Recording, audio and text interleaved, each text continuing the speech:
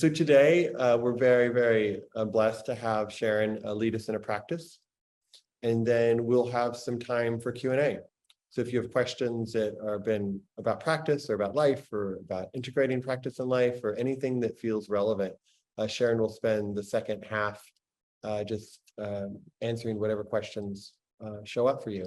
It's really cool to see. I'm just looking at all these places in the chat of around the world. So you are so welcome from France and Devon, UK, and España, and Austria, and Quebec, Maine, Hawaii, India. Wonderful to have somebody from India here. So we come from all these different places, and we have maybe different accents, skin colors, sizes, ages, and yet the practice of waking up and presence and mindfulness is all still the same practice. So thank you again for joining us today, and really just appreciate your presence. You do not have to be on video, but if you want to be on video, sometimes it's nice to be able to kind of see people around. You can also go to either speaker view, which you will see just Sharon in a moment, or you can also go to gallery view, and you can see the other humans here with us on the call. But just a deep bow to everybody for taking the time. That they say the hardest part about meditation is showing up. I don't know if that's completely true, but thank you for showing up. You did, maybe you've done the hardest part today. We'll see. So again, a deep bow and blessing to all of you. And I'm going to pass it over to Sharon. Sharon, welcome. Thank you so much. And I agree. It's so delightful to read that chat and see all these different places and different time zones. And I applaud the people for whom this is quite early. It's an extra special effort. Thank you. But really, this is such a deeply international gathering. It's quite wonderful.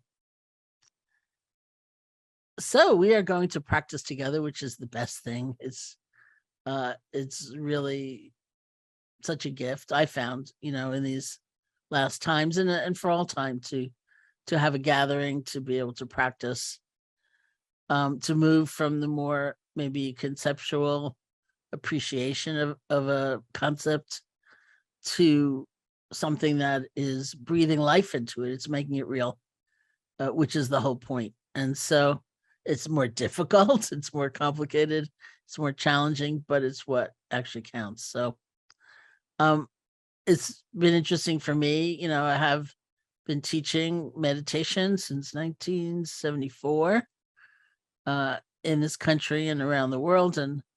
And we, obviously have noticed a vast movement and change in people's interest and even the very use of the language. So in 1974, 5, 6, when I was first back from India into the States, if I was at a party or some social situation and somebody said to me, "What do you do?"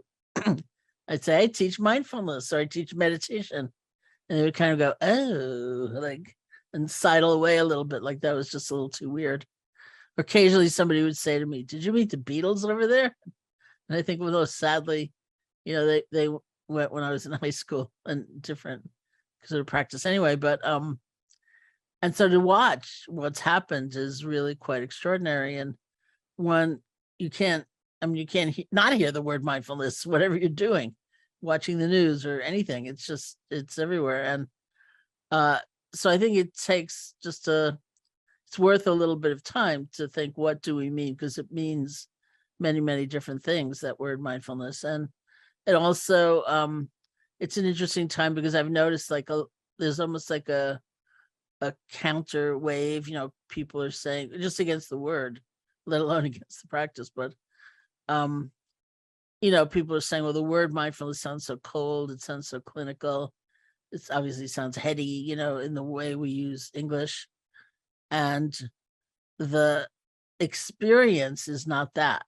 It's not abstract. It's not removed. It's very embodied. It's very full on. It involves every aspect of our being. And so I've watched with some recent amusement as people were all trying to say it in a way that includes that instead of excluding that. And, people are saying, well, how about warm mindfulness? how about kindfulness, or how about whatever? Loving awareness is a very popular one. I'm sure you're going to hear it somewhere in this series, um, and all of that is great. But really, the word is just mindfulness, and it implies all of that. So as we practice here together, I'm going to put a special emphasis on what is, I think, really the secret ingredient to being able to practice mindfulness, which is a kind of kindfulness or loving awareness and ability to not judge ourselves so harshly when our attention wanders, which it will, when a difficult emotion arises, which it likely will as well. It is easy to think of meditation as just placid and getting more peaceful and so sweet and lovely and blissful and all of that. And sometimes it is, and sometimes it's pretty rough because anything might arise. The secret to mindfulness is that it's a relational quality. It's not about what's happening, it's about how we're relating to what's happening. So you could tell, like a wise master, of meditation. I felt sleepy, my knee hurt, I was angry, I was disgruntled. And that wouldn't indicate bad meditation. That just indicates challenging meditation. But how were you with the sleepiness? How present, how balanced, how clear, how kind could you be with that sleepiness, with the anger, with the disgruntlement, all of it? And that's the point. How are we with all of these different things? Which means there's no experience ultimately that's left out. We don't start by crowding in every experience. It might be a graduated sequence, but ultimately we're able to pay attention to anything, the joys and the sorrows, or thoughts, emotions, body, whatever may come up. Very commonly, we do use something like the feeling of the breath as an anchor. That's like the foundational exercise, and we keep returning to it to kind of steady our attention and get that feeling of what it's like to not interfere, just to be with. And then we take that out again to various experiences as they become predominant. And that's how I'm going to guide this sitting. But the kindness is a really key aspect, even if it's never clearly articulated, even if you never hear the word compassion or self-compassion, it's there because there's no other way to actually do the practice without it. Because just think of this scenario. Those of you who are experienced meditators or were here last session that Soren led, you know that you may sit down with the intention to have your attention on the feeling of the breath, and it may not be 7,000 breaths before your mind wanders. It may be one, it may be two, it may be half a breath, and then you're gone. So how do you speak to yourself when you come back, when you realize that? Are you harsh? Are you punitive? Do you denigrate yourself? Or can you practice letting go and starting over? It's not that easy. We can, and that's the point. We have to. We have to learn that skill and put it into practice. But it's going to be very tempting when you realize your attention has wandered to freak out. Like, I can't believe it. I'm thinking. No one else is thinking. No one else in this entire Zoom is thinking. I'm the only one who's thinking. I always think, why do I think I'm so stupid? I'm so bad. They're not thinking. They're sitting here in bliss. They're sitting here bathed in brilliant white light. They're sitting here nearly enlightened, or maybe they are enlightened, but I'm not, I'm not enlightened. I'm just stupid. I'm thinking. They're not thinking. Maybe they are thinking, but they're thinking beautiful thoughts. I'm thinking really stupid, right? We go on and on and on and on and on. And that's what's so tempting, because that's just our conditioning. That's habit. But if we can realize that earlier on as it's starting, not hopefully, so far into it as time goes on, we see it, we remember, you know what, I can start over, I can let go. There's a lot of kindness in there toward ourselves. We let go and we start over. So let's practice together. You can sit comfortably. You can experiment with closing your eyes. It's up to you. Some people may prefer to lie down. That's fine. You may prefer to have your eyes open. That's fine too.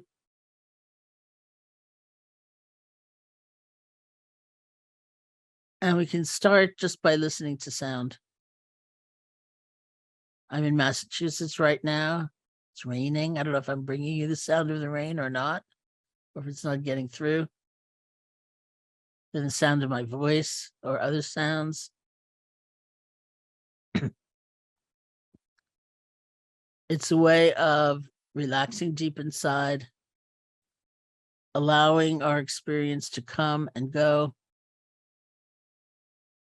course, we like certain sounds and we don't like others. But we don't have to chase after them to hold on or push away. Just let them come, let them go.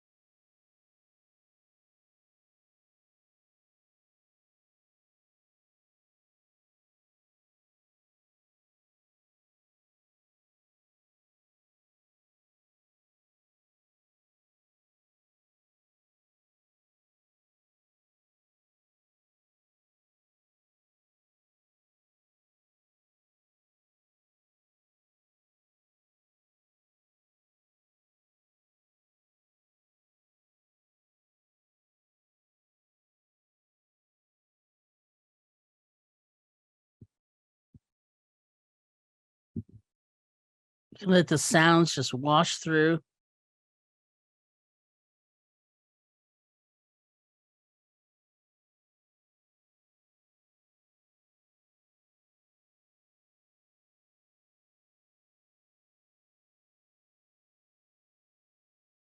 Bring your attention to the feeling of your body sitting, whatever sensations you discover. See if you can feel the earth supporting you.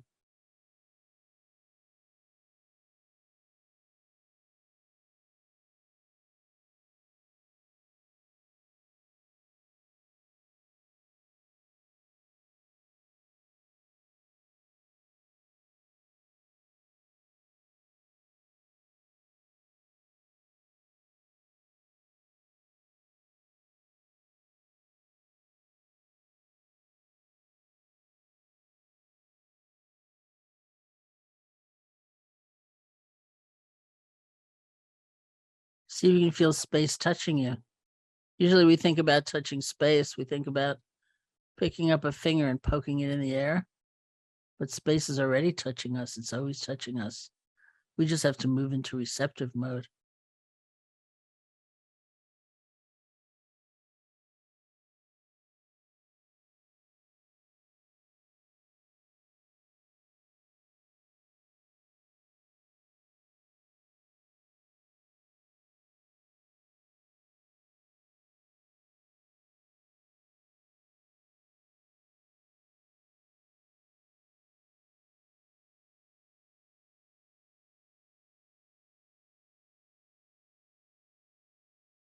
Bring your attention to your hands and see if you can move from the more conceptual level, let go fingers, to the world of direct sensation, picking up warmth, coolness, pressure, tingling, whatever it might be.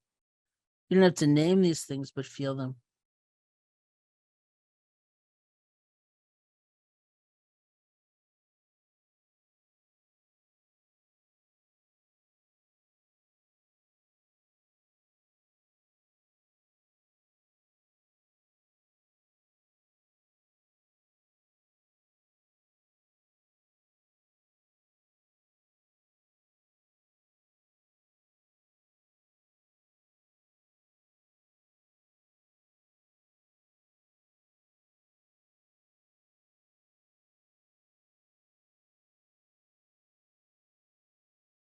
And on that same level of feeling sensation, bring your attention to the feeling of your breath, just the normal, natural breath.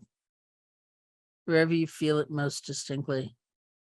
That might be the nostrils, it might be the chest, it might be the abdomen, wherever it's strongest for you. You can find that place, bring your attention there, and just rest. And if for whatever reason, physical, emotional, the breath doesn't work for you, and that happens, it's fine. Simply another sensation in your body that you can pick up pretty easily. Your hands touching, something like that.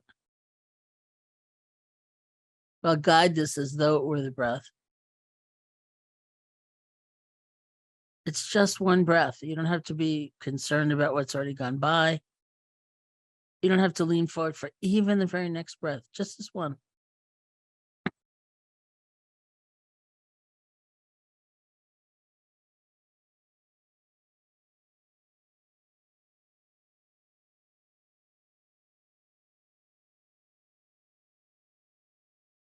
If you like, you can use a quiet mental notation like in, out, or rising, falling.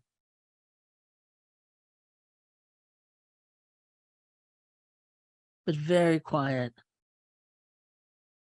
So your attention is really going to feeling the breath, one breath at a time. If you're with the breath at the nostrils, it may be tingling, vibration, warmth, coolness. If at the chest or the abdomen, it may be movement, pressure, stretching, release. You don't have to name all these sensations, but feel them. This is where we rest.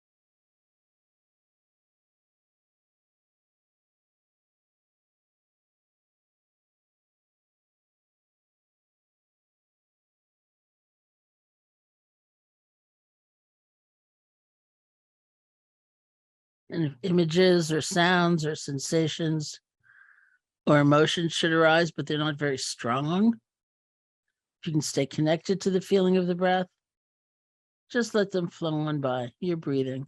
It's just one breath. They can come and go. You don't have to fight anything. You don't have to follow anything. You're breathing.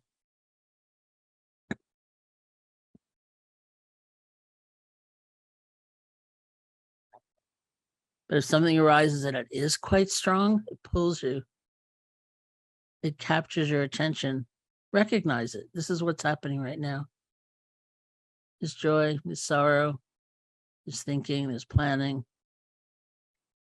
As much as possible, recognize it without judgment. This is the truth of the present moment.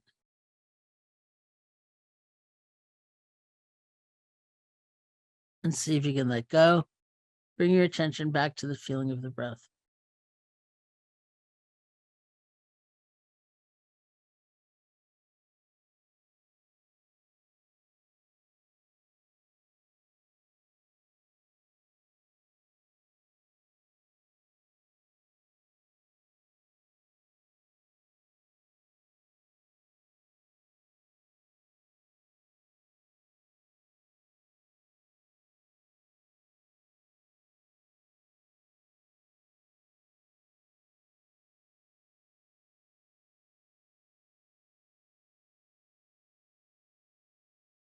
And for all those, perhaps many times you are just gone, lost in thought, spun out in a fantasy, or you fall asleep. Truly don't worry about it. If there ever was a place for loving awareness, it's then. Realize you've been gone. Forgive yourself. Realize this is just the nature of conditioning. We let go, we start over. Realize you've been distracted. See if you can let go gently. And just bring your attention back to the feeling of the breath. It's not a sign of failure. It's not a sign that anything's gone wrong. That is the actual practice.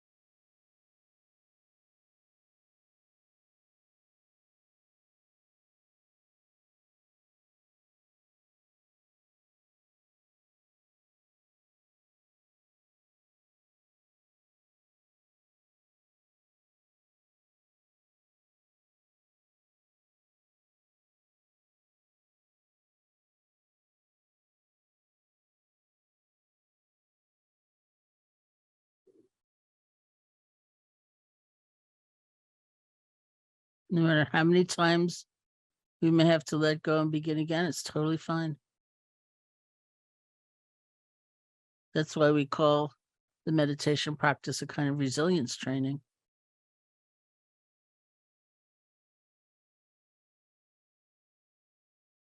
To be able to let go with a full heart, to start over again and again, is probably the greatest life skill we can bring from our meditation practice into our everyday.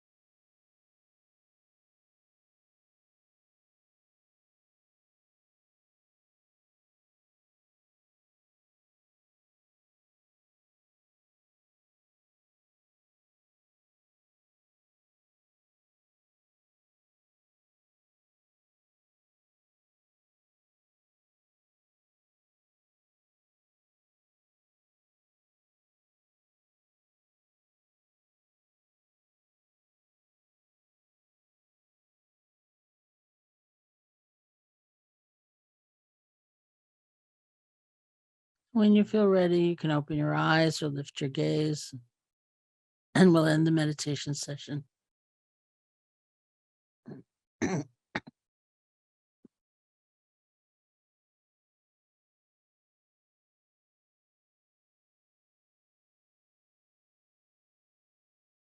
So thank So we're you. gonna, thank you, Sharon.